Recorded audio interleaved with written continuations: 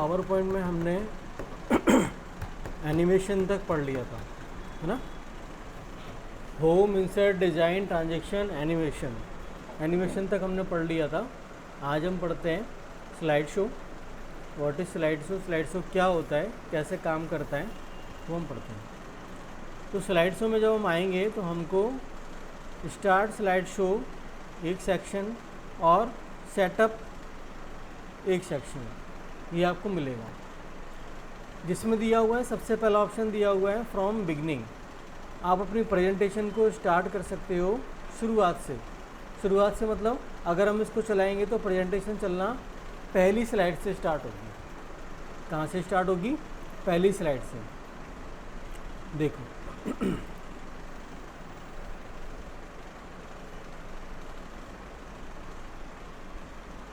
मैं हूँ नंबर 6 की स्लाइड पर, ठीक है। और मैं अगर प्रेस करूँगा F5 या ये वाला ऑप्शन को क्लिक करूँगा, शॉर्टकट कमांड है F5। अगर यहाँ पे क्लिक करना चाहते हो तो यहाँ पे भी क्लिक कर सकते हो, वरना आप कीबोर्ड से F5 प्रेस करो, आपकी प्रेजेंटेशन चलना स्टार्ट हो जाएगी। तो 1 नंबर से चल रही है ना। अब हम चाहते हैं कि हम जिस स्लाइड पर हैं, जैसे हम कौन सी स्लाइड पर हैं, 6 नंबर स्लाइड पर हैं, तो यहाँ से प्रेजेंटेशन चलना स्टार्ट हो, तो उसके लिए भी ऑप्शन दिया हुआ है from current slide. From current slide keyboard से चलाने के लिए शिफ्ट F5 क्या यूज़ करेंगे, शिफ्ट और F5 प्रेस करोगे आप, प्रेजेंटेशन आपकी करंट स्लाइड से चलना स्टार्ट हो जाएगी। ठीक है, समझ आया? आगे बढ़ते हैं। प्रेजेंट ऑनलाइन कर सकते हो आप, ठीक है। प्रेजेंट ऑनलाइन का मतलब है ये जो प्रेजेंटेशन है सेम समय पे अगर आप और कई जगह पे दिखाना चाहते हो, जैसे सपोज आपके और अदर सेंटर्स पे क्लासेस चल रही हैं, अदर आपकी कोई ब्रांचेस है, जैसे सपोज होता है ना एक मीटिंग चल रही है, तो मीटिंग एक ऑफिस में हो रही है, 2 ऑफिस दूसरी ऑफिस में हो रही है, तीसरे ऑफिस में हो रही है, तो हम क्या करेंगे, इस वाले ऑप्शन को यूज़ कर सकते हैं हम, a free public service that allows others to see your slide show in a web browser. इसमें होता है क्या है, जब हम इसको चलाएंगे तो क्या करेगा, ये इंटरनेट से कनेक्ट होता है। इंटरनेट से कनेक्ट होने के बाद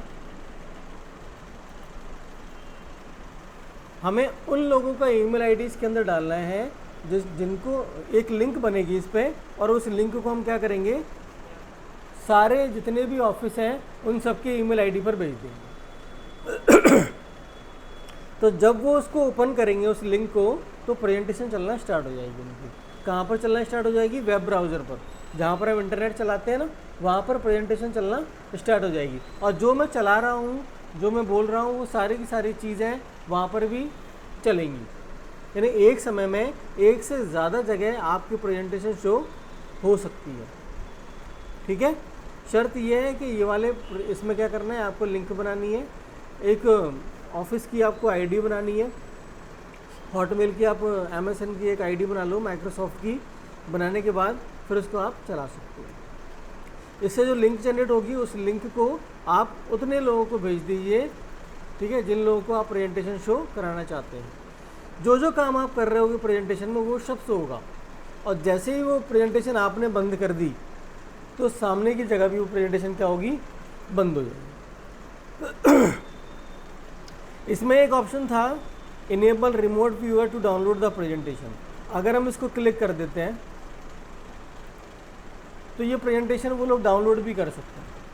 अगर मैं क्लिक नहीं करूँगा तो ये प्रेजेंटेशन वहाँ पर डाउनलोड नहीं होगी, सिर्फ चलेगी डायरेक्ट हाइपरलिंक पे क्लिक करो, डायरेक्ट चलना स्टार्ट हो जाएगी। ओके, समझ गए?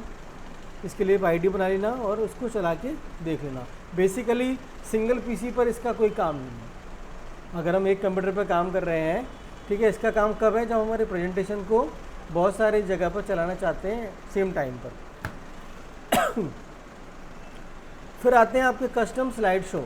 कस्टम स्लाइड शो का मतलब है, जैसे आपने अपनी प्रेजेंटेशन बनाई, मैंने कितनी स्लाइड बनाई है इसके अंदर, देखो 36 स्लाइड बनाई है इसके अंदर।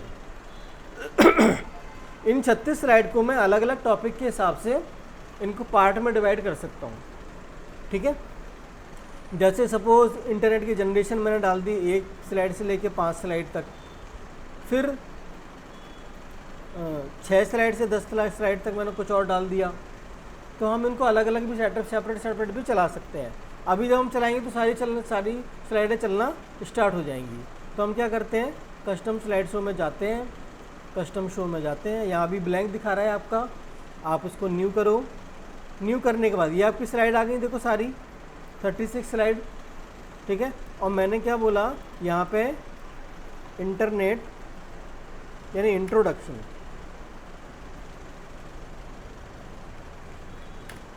इंट्रोडक्शन में मुझे क्या करना है, पहली, दूसरी, तीसरी, चौथी, पांचवी, छठवीं, ये 3 स्लाइड, ये वाली स्लाइडें लेनी है, डाल ऐड कर लो। कितनी स्लाइड ऐड हो गई आपकी, 6 स्लाइड ऐड हो गई।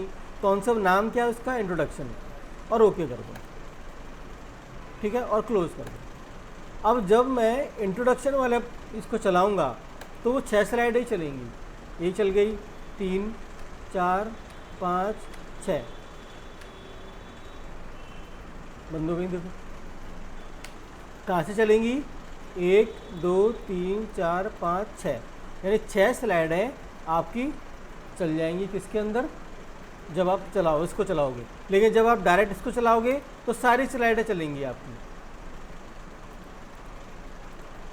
देखो 1, 2, 3, 4, 5, 6, 7, 8, 9, 10, सारी जितनी आपकी बनी होंगी सारी स्लाइडें आपकी वर्क करेंगी। लेकिन कुछ कस्टम अगर आपने बना के रखी हैं कि मुझे ये वाला टॉपिक पढ़ाना है तो ये वाले टॉपिक को चला दूँगा, इसके अलावा कोई स्लाइड नहीं चलेगी। समझ गए। इसके बाद आते हैं, देखो सेटअप शो।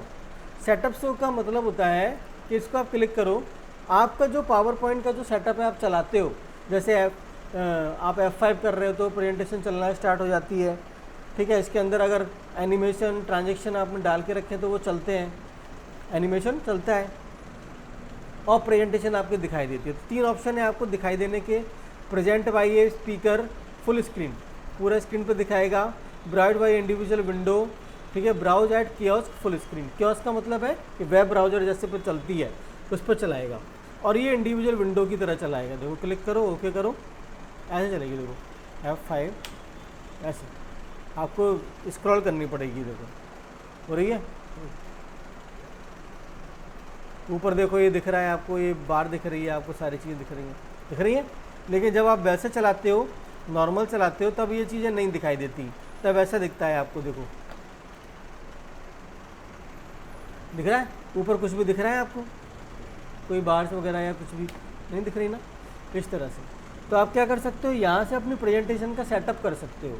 अगर आपने अपनी प्रेजेंटेशन में कुछ इफेक्ट एनिमेशन डाल के रखे हैं, मान लें मैंने इसमें एनिमेशन कर दिया, फ्लाई इन कर दिया, इसको ये एनिमेशन डाल दिया, और जब प्रेजेंटेशन चलाऊँगा तो एनिमेशन चलेगा, चल रहा है ना।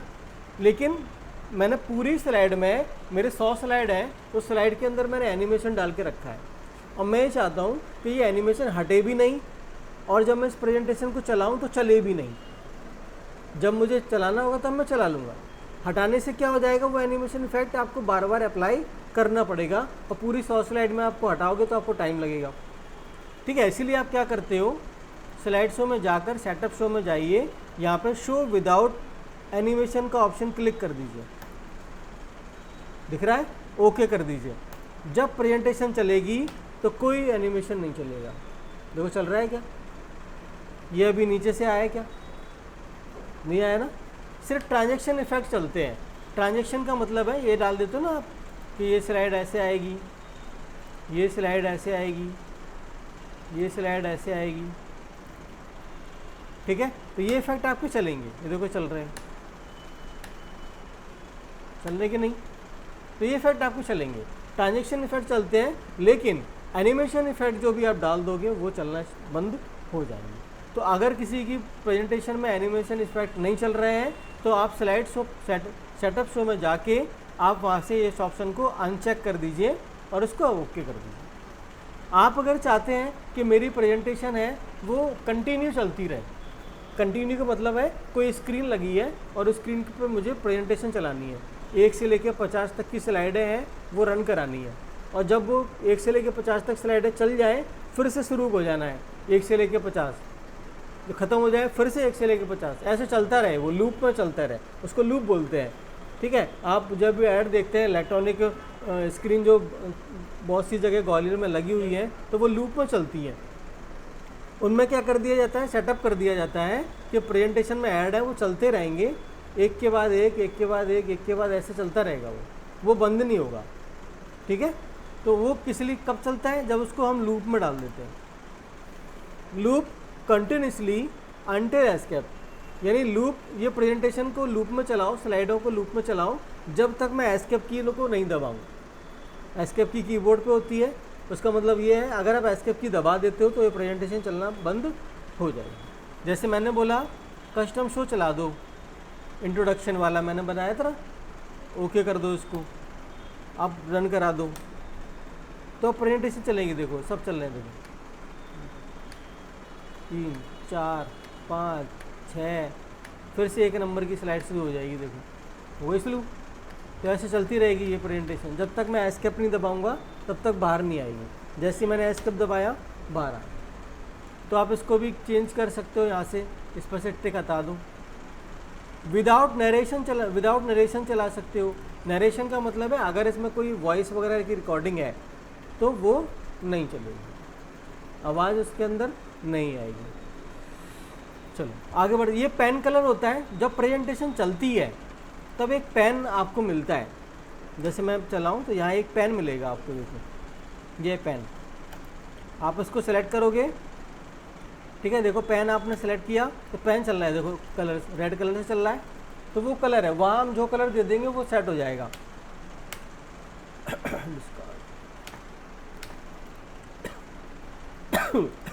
यहाँ पे गए, यहाँ पे हमने पेन कलर ले लिया ब्लू, ओके कर दिया, तो जब प्रेजेंटेशन चलेगी तो पेन कलर ब्लू आएगा,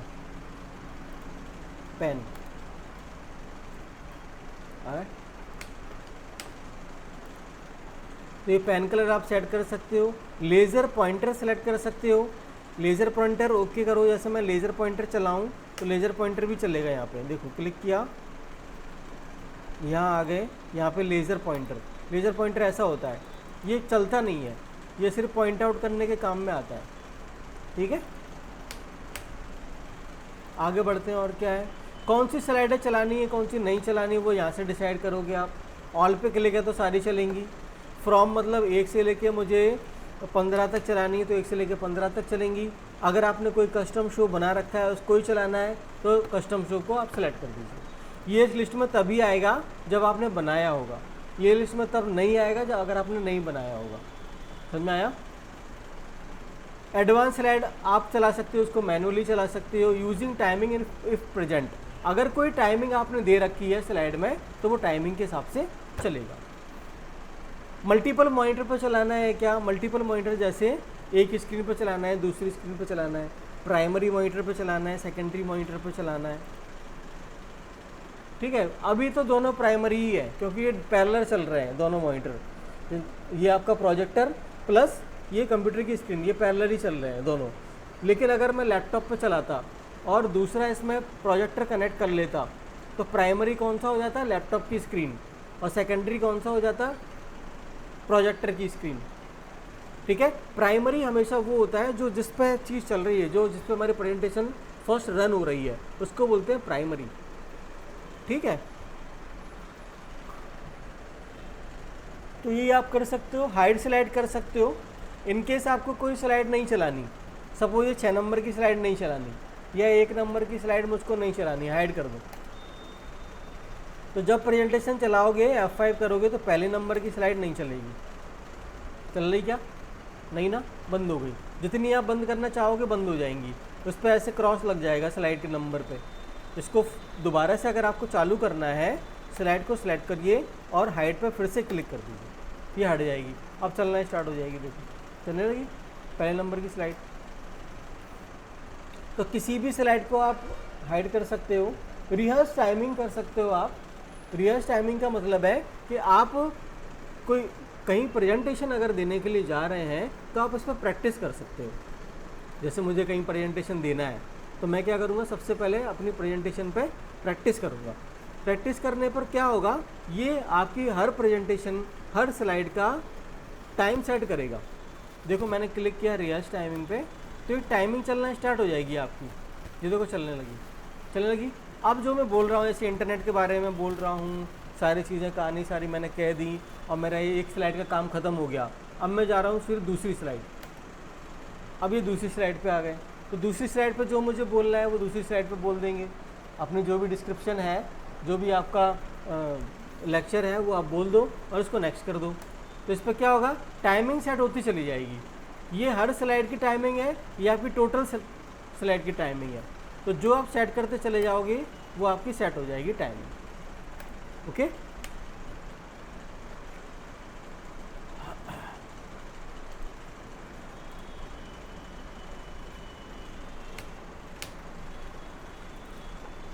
तो टाइमिंग आप सेट कर सकते हो। टाइमिंग आप ट्रांजैक्शन से भी सेट कर सकते हो यहाँ से, लेकिन अब जब आप रिहर्सल करोगे, जब आप प्रैक्टिस करोगे तो यहाँ से भी कर सकते हो। रिकॉर्ड कर सकते हो अपने स्लाइड शो को, record from current slide, record from beginning, यानी आपका जो प्रेजेंटेशन है इसको आप रिकॉर्डिंग में भी कर सकते हो। अगर आपने कोई माइक वगैरह लगा रखा है तो वो भी रिकॉर्ड में हो जाएगा, रिकॉर्ड हो जाएगा, सारी की सारी आवाज़ के साथ में विथ प्रेजेंटेशन आपका रिकॉर्ड होगा। प्ले नरेशन का मतलब है आपकी आवाज़ है जो रिकॉर्ड हुई है वो चलेगी, हटा दोगे क्लिक तो नहीं चलेगी। यूज़ टाइमिंग, अगर इसको क्लिक हटा दोगे तो टाइमिंग अगर होगी भी तो नहीं चलेगी।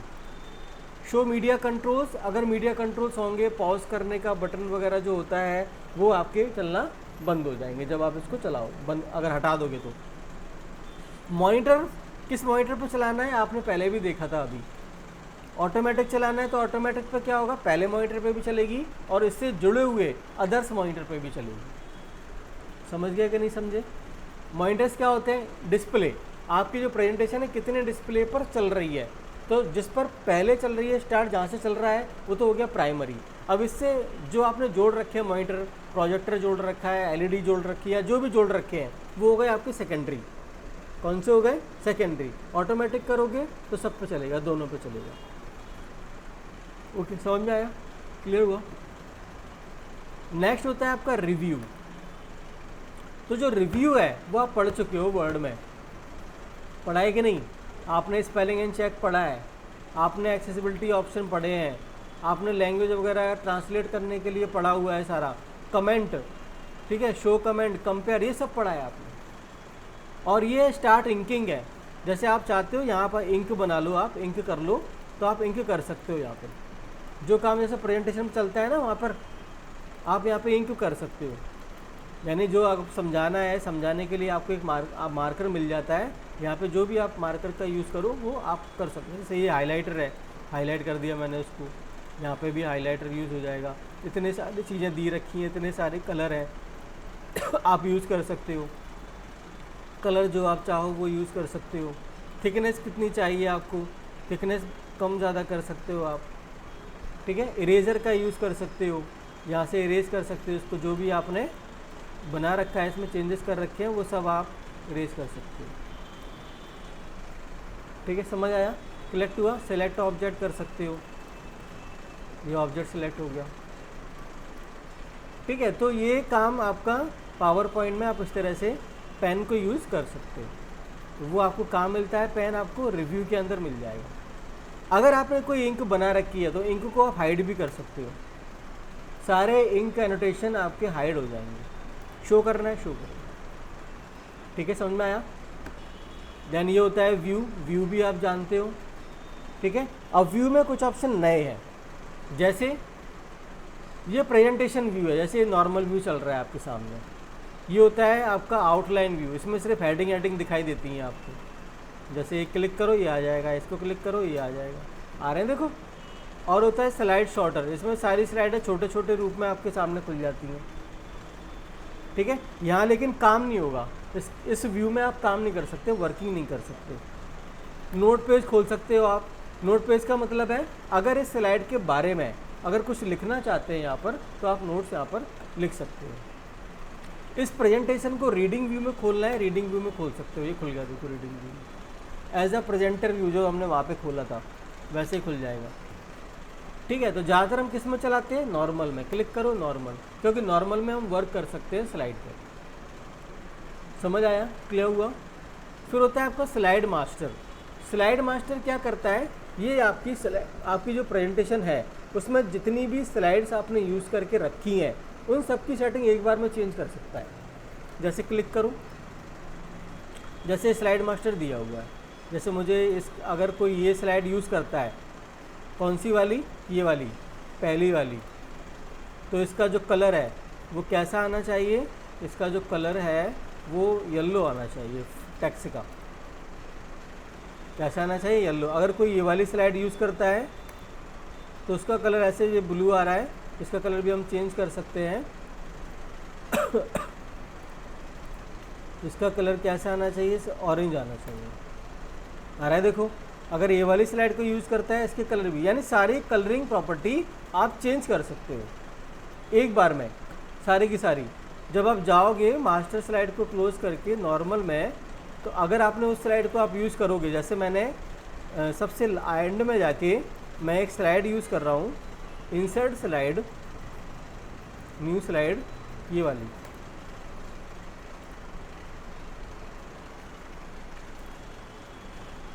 मैं एक नई प्रेजेंटेशन बताता हूँ उसमें, वो गड़बड़ हो जाएगी नहीं तो। हम गए कहाँ, स्लाइड मास्टर, स्लाइड मास्टर में हम अपनी स्लाइड सेलेक्ट कर रहे हैं। ये वाली अगर स्लाइड को यूज़ करेगा उसका जो कलर है टाइटल का वो गोल्डन है, ऐसे आएगा। अगर कोई ये वाली स्लाइड यूज़ करता है तो इसका कलर कैसा आएगा, इसका कलर रेड आएगा। ठीक है, आ रहा है कि नहीं आ रहा। अगर मैं इसका बैकग्राउंड भी दे दूं तो बैकग्राउंड भी हो जाएगा इसका चेंज, दे दिया तो ये प्रेजेंटेशन, ये स्लाइड चेंज हो गई, ये स्लाइड चेंज हो गई। अब हम इसको क्लोज कर रहे हैं, देखो तो पहली स्लाइड देखो कलर गोल्डन आ रहा है। आप इसमें जो भी दिखना चाहते हो वो लिख सकते हो। चेंज हो गया। अब मैं दूसरी स्लाइड ले रहा हूँ, देखो ये वाली स्लाइड ले ली, ऑटोमेटिक आ रहा है इसका कलर, आ रहा है कि नहीं आ रहा। यहाँ पे मैंने दे दिया,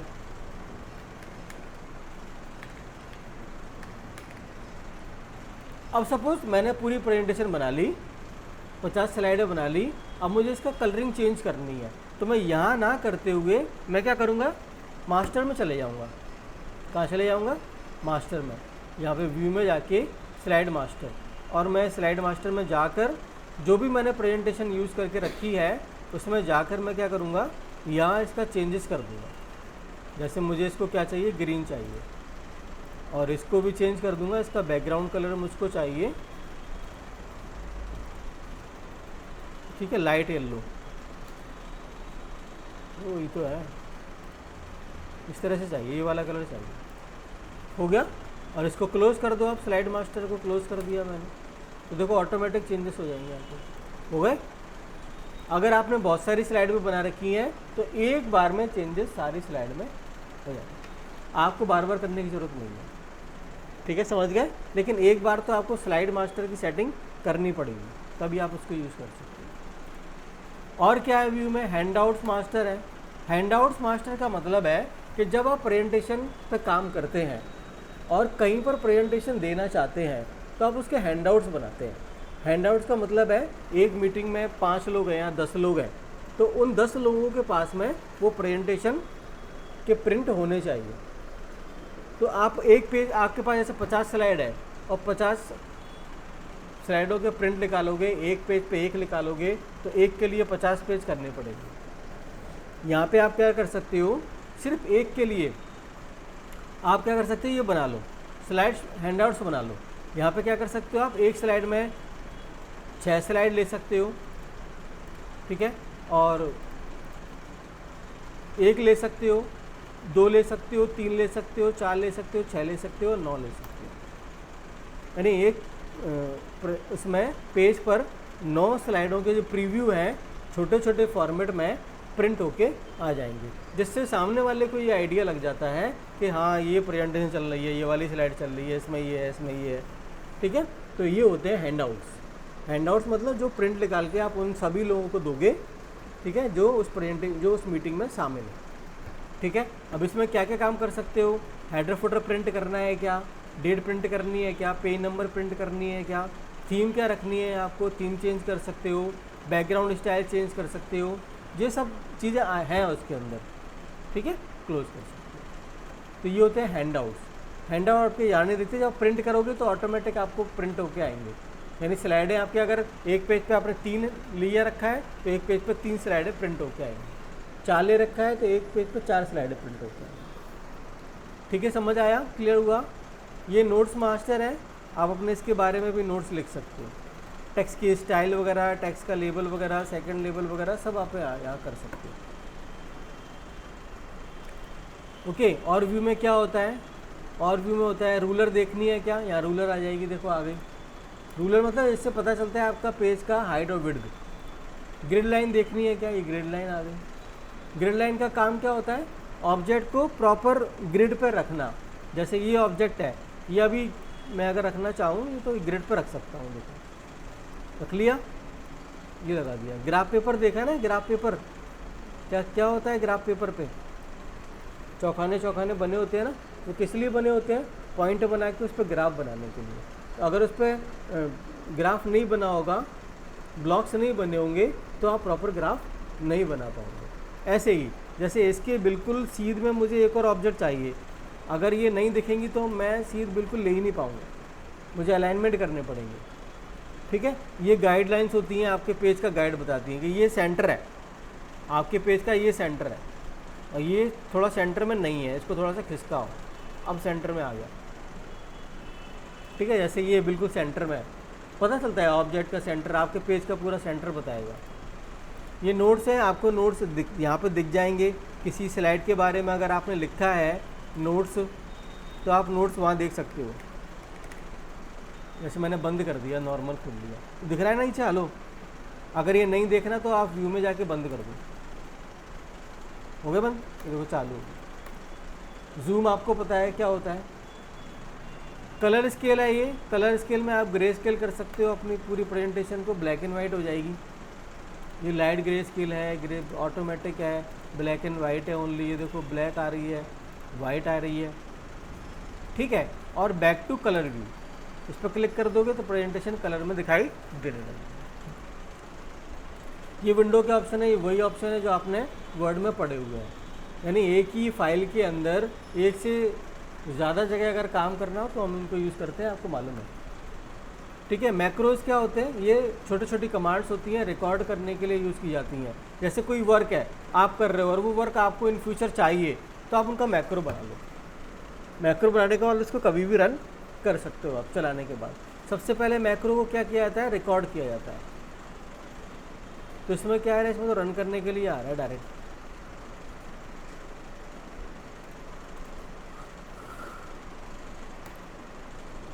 मैक्रो बना ही नहीं है, तो आप वर्ड में बनाना, आप एक्सेल सीखोगे तो एक्सेल में भी बनेगा आपका मैक्रोज। ठीक है, तो ये चीज़ें हैं आपकी सारी पावर पॉइंट की। ये पूरा फिनिश हो जाता है आपका पावर पॉइंट यहाँ पर। ठीक है, और इसको आप अच्छे तरह से कर लो, फिर इसके बाद हम एक्सेल स्टार्ट करेंगे। ठीक है, इसको अच्छे से प्रैक्टिस कर लो। ठीक है, इसकी जो वीडियोज़ हैं वो आज डल जाएंगी, जिसका भी अगर छूट गया है तो वो उस वीडियो से इसको कर सकता है। ठीक है, समझ आया कि नहीं आया ना?